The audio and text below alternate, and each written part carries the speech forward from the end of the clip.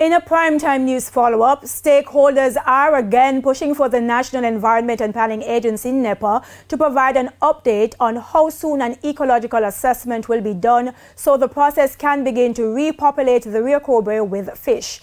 Fishers started the process on Thursday to get licensed and say they're making other preparations for when they're allowed to fish in the Rio Cobre once again. More in this primetime news update.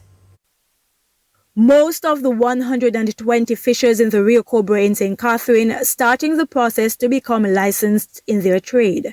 The licenses will give the authorities information on the fishers in the area, who will in turn have better access to state benefits such as reduced costs to buy tools and materials they need to fish. I get the receipt for the license, but I don't get the license yet. I don't get the badges yet.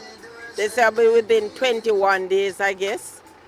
But the fisher folk are concerned that fishing is still on hold in the Rio Cobre following the last major pollution from bauxite company Windalco, which caused a massive fish kill in August 2022. I am a single parent, and there are some times when I don't have anything, I can always call on my aunt and get fish. And now, I call on her, there is absolutely nothing. Right now I have my fish pot at home that I'm repairing up to get it ready. That's when fish coming back in the river now I can set, because it goes by fish pot and line. And as they wait on an ecological assessment of the Rio Cobre to be done before fish can be reintroduced to the water, some of the fishers are struggling with other sources of income. Some have gone into construction, bartending, some are still without work. It's also a main source of protein for many of the fishers. I buy some chicken and feeding. I buy 25 chicken.